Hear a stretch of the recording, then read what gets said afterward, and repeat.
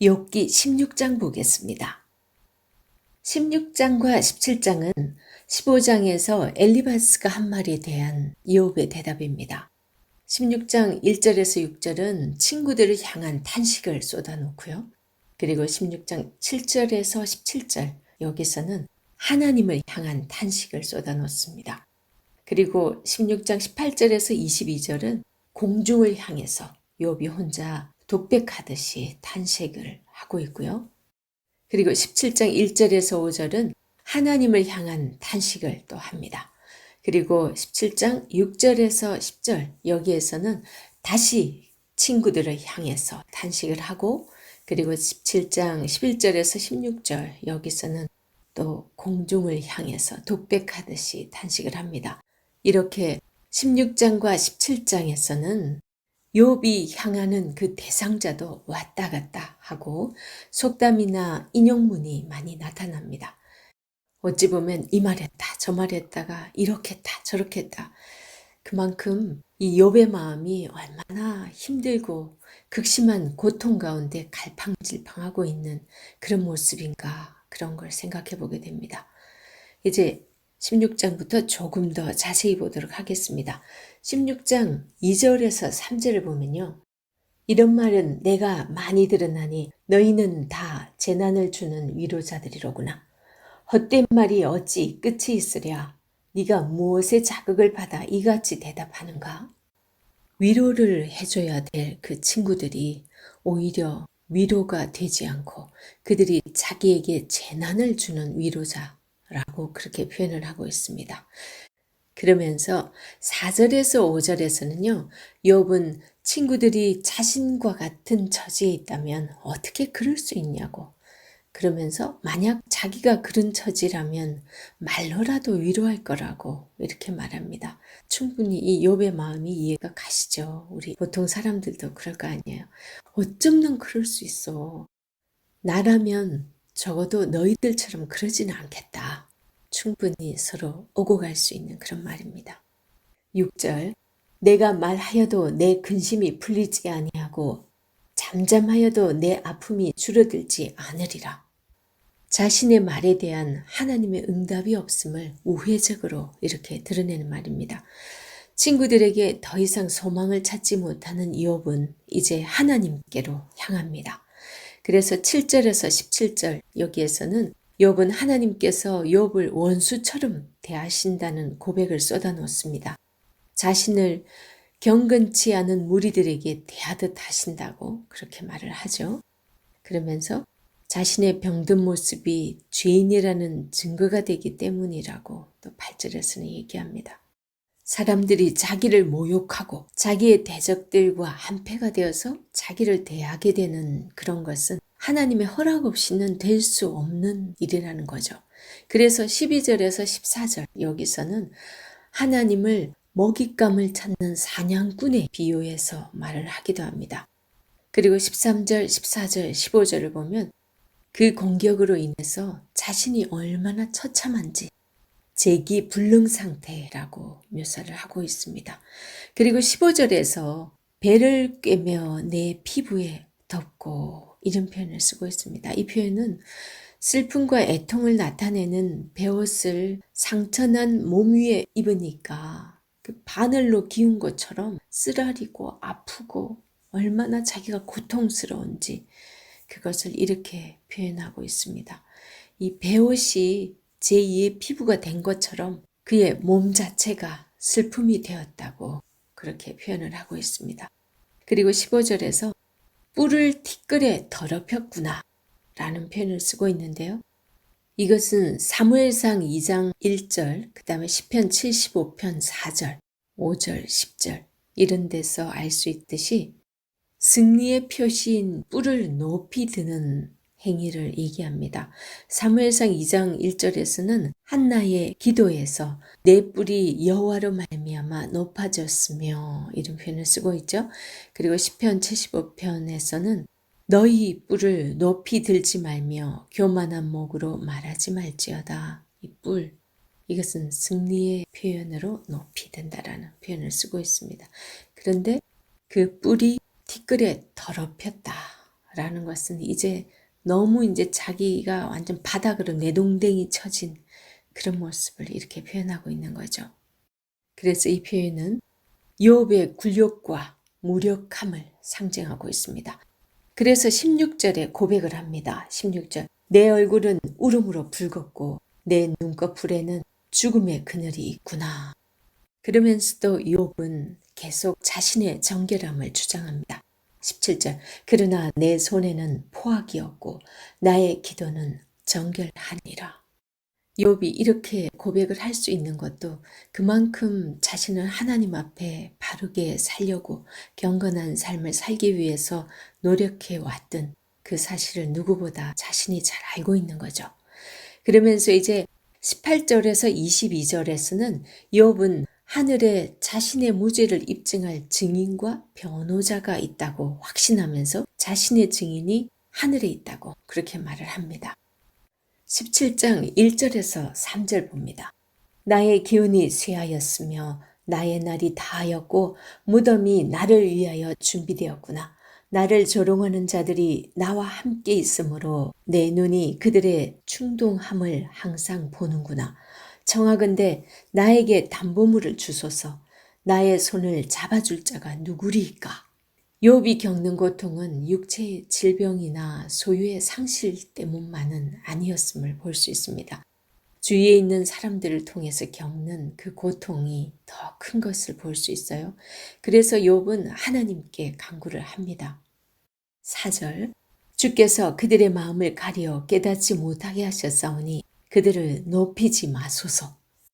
욥은 지금 하나님께서 깨닫지 못하게 했다라고 말씀을 하면서 이 욥의 상황을 제대로 이해하지 못하고 있는 이들을 높이지 말라고 얘기합니다. 이것은 다른 말로 그들에게 확실하게 하나님께서 수치를 주셔서 그들을 깨닫게 해야 되지 않겠냐고 그렇게 말씀하는 것과 같습니다. 그리고 5절. 보상을 얻으려고 친구를 비난하는 자는 그의 자손들의 눈이 멀게 되리라. 욥은 지금 속담을 인용을 하면서 친구들이 맞이하게 될 운명에 대해서 말을 합니다. 6절에서 10절 여기서 욥은 다시 친구들을 향해서 말을 하는데 너희들 다시 돌이켜야 되지 않겠나. 그리고 참된 지혜로 나와야 할 것이 아니야. 그러면서 다시 고민을 합니다. 이제 그만 비난하고 나 좀 위로해줘 하는 욥의 바람이 묻어 있습니다. 그리고 11절에서 16절은 16장 18절에서 22절 여기에서처럼 다시 또 공중을 향해서 독백을 하듯이 또 혼자 쏟아놓습니다. 욥의 상태가 마치 죽음 가까이에 있는 것처럼 자기 집과 가족의 그 은유를 통해서 묘사를 하고 있습니다. 18장 보겠습니다. 18장은 빌닷이 말하는 부분입니다. 빌닷은 여전히 인과응보 교리를 하나님에 대한 옹호와 동일시하고 있습니다. 빌닷은 1절에서 4절 여기에서 서론으로 언급한 후에 5절에서 21절에 악인의 그 운명에 대해서 말을 합니다. 빌닷은 방어만 하던 자세에서 벗어나 이제 부정적인 자세로 바뀌고 저주에 가까운 그런 발언까지 합니다. 18장 2절 너희가 어느 때에 가서 말의 끝을 맺겠느냐 깨달으라 그 후에야 우리가 말하리라. 3절 어찌하여 우리를 짐승으로 여기며 부정하게 보느냐. 이제 빌닷이 이렇게 얘기하는 것은 16장 17장에서 욥이 이들을 향해서 했던 말이 있잖아요. 그러니까 이제 아주 기분이 나빠서 막 쏟아놓습니다. 그리고 2절에서 어느 때에 가서 말의 끝을 맺겠느냐. 이제 언제 너희들 그 말 좀 그칠래. 이렇게 말하는 거죠. 그것은 이 친구들이 오랫동안 지금 치열한 공방전을 계속 벌여왔다는 증거이죠. 더 이상 이렇게 말싸움만 할 것이 아니라 꼭 우리 해야 할 말을 다해서 이제 끝냈으면 좋겠다. 그렇게 말하면서도 또 3절을 보면 빌닷은 인과응보 교리를 가르치기 위해서 욥에게 또 너는 예시대 사람에게 물으며 조상들이 터득한 일을 배울지어다. 빌닷은 8장 8절에서 이런 말을 한 적이 있어요. 너는 예시대 사람에게 물으며 조상들이 터득한 일을 배울지어다. 이렇게. 그래서 욥이 12장 7절에서 이제 모든 짐승에게 물어보라. 그것들이 네게 가르치리라. 이렇게 말했거든요. 그러니까 이제 3절의 말을 하는 거예요. 이 빌닷이. 어찌하여 우리를 짐승으로 여기며 부정하게 보느냐? 이런 표현을 쓰고 있는 거예요. 18장 3절의 이 표현을 공동번역에서 보면요. 자네에게 우리가 짐승으로 보이는가? 자네의 눈에는 우리가 부정한 동물로 보이는가? 이렇게 번역이 되어 있습니다. 그리고 이제 4절에서 빌닷은 욥에 대해서 분노하여 자기 몸을 스스로 찢는 어리석은 자, 이런 표현을 쓰고 있습니다. 왜냐하면 욥이 9장 5절에서 6절에 보면 하나님을 분노로 산을 제거하시고 땅을 움직여 기둥이 흔들리게 하시는 분으로 묘사를 했거든요. 이제 18장 5절에서 21절에서 욥을 악인으로 단정을 하고 악인의 운명이 어떻게 될지를 말하면서 은근히 욥에게 회개를 촉구하고 있습니다. 이 빌닷은 악인의 운명에 대해서 다양한 상징을 제시하는데 7절에서 11절은 발에 걸린 올무, 그리고 12절에서 14절에서는 안전한 처소에서 죽음을 맞이하는 악인이라고 표현을 하고요. 그리고 15절에서 16절 여기서는 악인의 처소를 향한 저주를 합니다. 그리고 17절에서 20절 여기선 처소에서 멸망하는 악인, 이런 식으로 표현을 하고 있습니다. 자연법적인 필연성에 의해서 악인의 행동이 심판을 받게 된다라는, 이건 역시 인과응보의 교리에 기초한 말을 하고 있습니다. 빌닷이 악인이 받을 심판에 대한 그 말을 정리를 해보면 첫째는 올무의 주제를 제시를 하는데요. 악한 자는 자기 악 때문에 스스로 올무에 빠지는 계획을 추구합니다. 그리고 두 번째는 올무에 빠진 악인에게 두려움이 임하게 되고 결국 그 두려움의 왕인 죽음이 임한다라고, 이게 이제 12절에서 14절이 묘사하고 있죠. 그리고 세 번째는 악인에게 임하는 저주는 확대되는데 저주는 악인이 죽음으로 잡혀가는 것으로 끝나지 않고 악인이 거하던 장소까지 찾아간다라고 15절에서 16절 얘기합니다. 그리고 네 번째로 악인이 받을 재앙은 죽음 이후에도 확장된다라고 얘기합니다. 악인은 땅에서 기념되지 않고 이름도 후세에 전하지 못하고 불멸할 기회마저 박탈당한다고 그렇게 말을 하고 있습니다. 이게 이제 17절에서 20절에 말을 하고 있죠. 빌닷은 21절에서 악인의 처소는 멸망할 것이라면서 악인의 운명에 관한 말을 마칩니다. 욥이 하나님께서 정의로 우주를 다스리신다는 것을 부정하기 때문에 욥이 악인에 속한다고 보는 거죠. 욥은 악인의 운명에 따라서 자신은 물론이고 자신의 처소에 이미 재앙이 임했는데 욥이 악인의 자리에 계속 서 있으면 더 큰 재앙이 임할 것이니까 빌닷은 욥에게 돌이키라고 그렇게 말을 하고 있는 거예요. 참 기가 막히죠. 빌닷의 입장에서는 그래도 욥을 생각한다고 더 이상 너 끝까지 멸망할 수 없잖아. 그러면서 돌이키라고 하는, 자기 딴에는 욥을 생각한다고 이렇게 표현을 했을 수도 있습니다. 우리가 일상에서 많이 범할 수 있는 그런 부분이죠. 19장 보겠습니다. 욥은 다시 친구들을 공격하는 말로 시작합니다.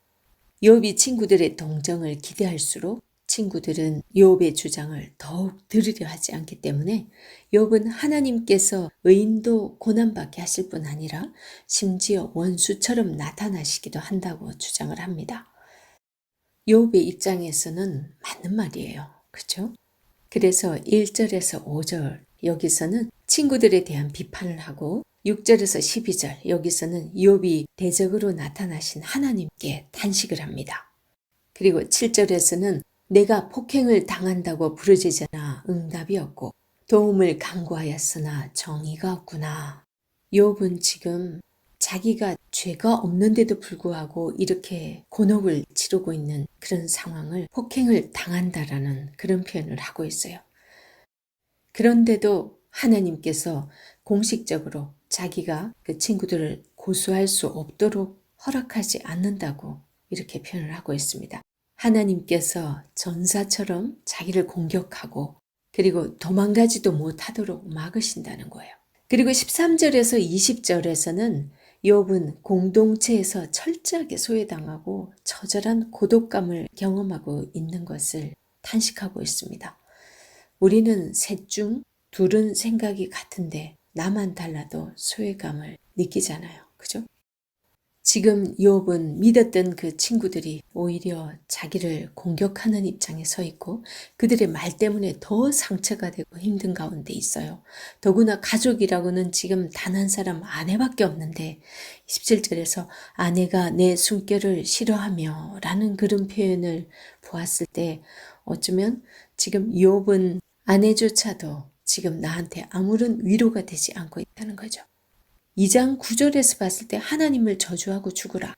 이 얘기를 하고서 대부분 사람들은 아내도 다 남편 곁을 떠났다고 그렇게 생각을 하는데 내 숨결을 싫어하며 이런 표현을 썼을 때는 아내가 감정에 복받쳐서 그런 말을 했지만 아내는 떠나진 않고 욥의 곁을 지키고 있지 않았나 그렇게 추측을 하기도 합니다.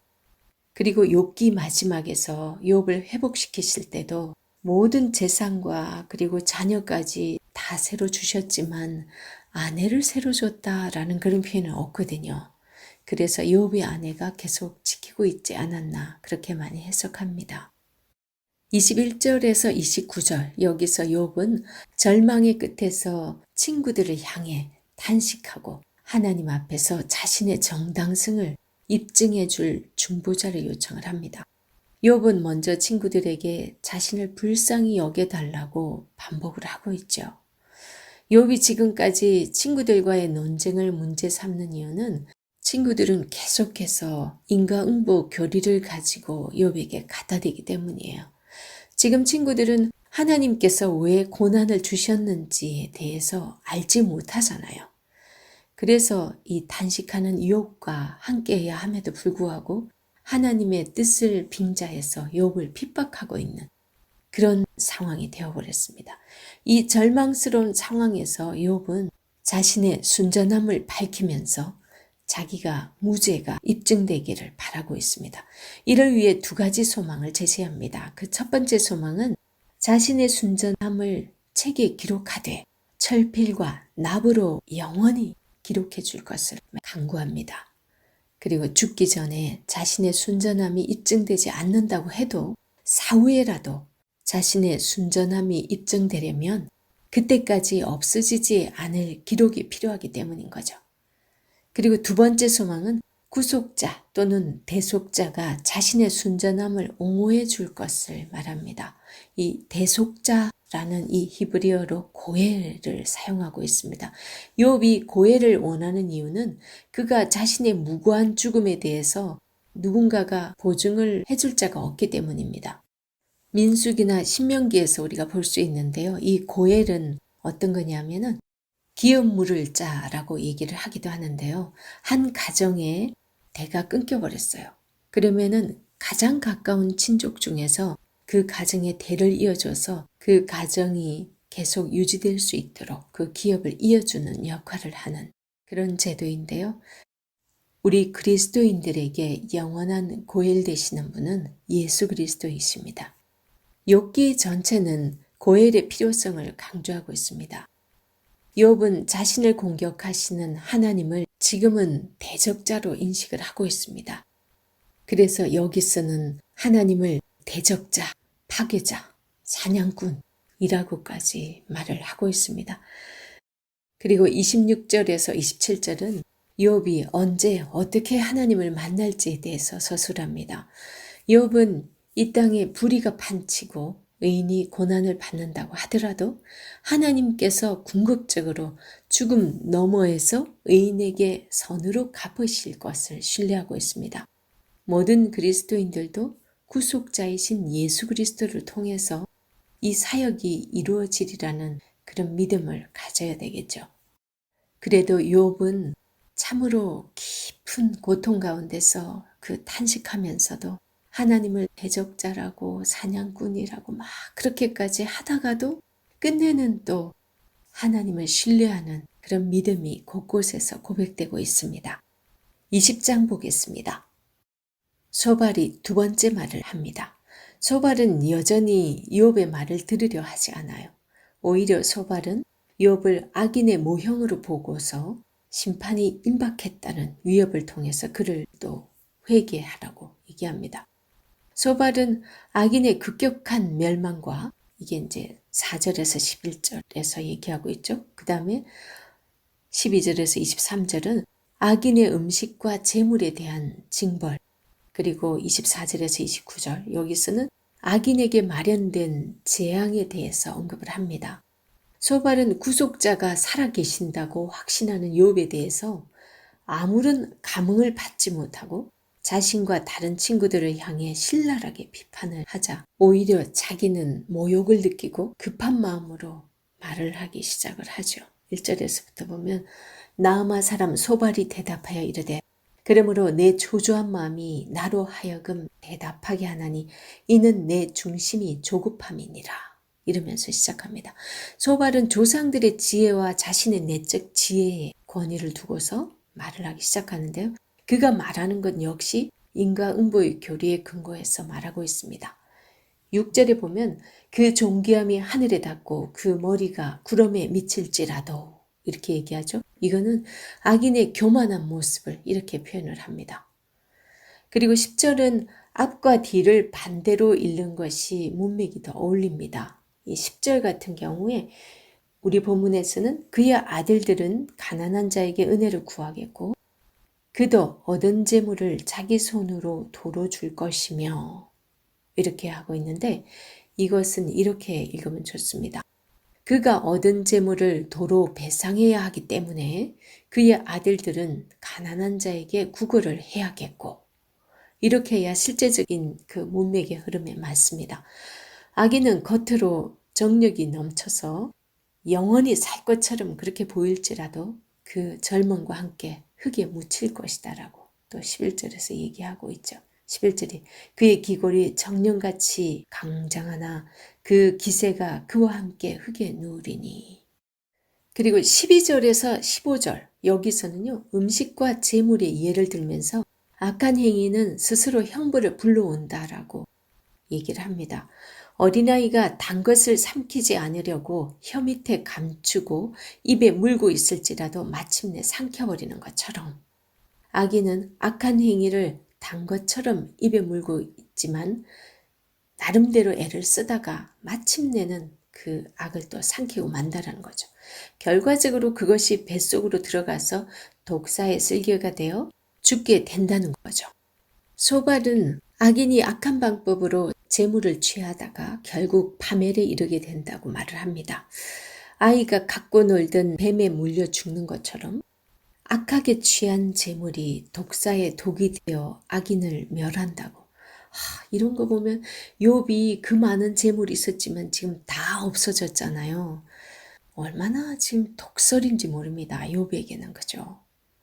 그리고 17절과 18절에서 악인에 대한 또 다른 징벌은 하나님께서 베푸시는 복을 받지 못하고 수고한 것들을 결과물로 취하거나 누리지 못한다라고 지금 욥을 두고 하는 얘기죠.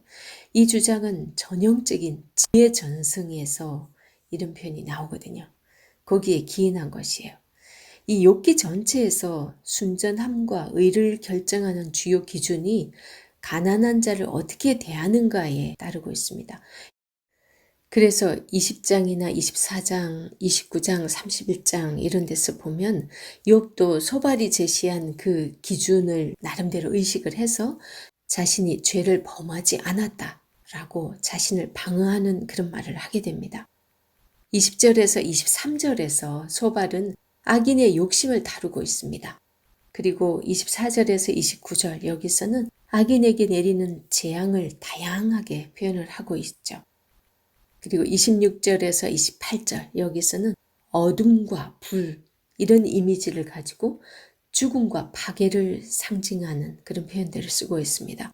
욥이 고난을 당할 때 자신이 태어났던 날이 캄캄하기를 바랐던 것과 그리고 하나님의 불이 하늘에서 내려서 욥의 양과 종을 살라버린 것, 그런 것에 지금 연관 짓고 있습니다. 이 소발의 말에 따르면 그 사건이야말로 욥이 악인임을 증명하는 것이라고 말을 하고 있는 거나 지금 다름이 없어요. 이런 말들은 욥의 마음에 그 가슴을 막 후벼 파는 그런 말이 되지 않겠어요? 소발은 직접 욥에게 회개를 요청하진 않지만 욥에게 회개하지 않으면 악인의 운명에 따라 패망할 것이라고 최종 메시지를 전달하고 있습니다. 마지막으로 경고하고 있는 그런 모습입니다. 21장을 보겠습니다. 욥이 다시 대답합니다. 욥은 친구들에게 자신의 결벽을 설득하려고 애를 썼지만 16장, 17장, 19장 다 그렇죠. 소용없었어요.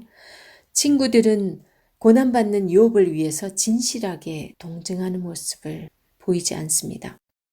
그래서 욥은 친구들에게 자신을 위로하는 방법은 인과응보를 옹호하려고 하는 그런 게 아니라 그런 말이 아니고 자신의 말을 잘 들어주는 것이라고 말합니다.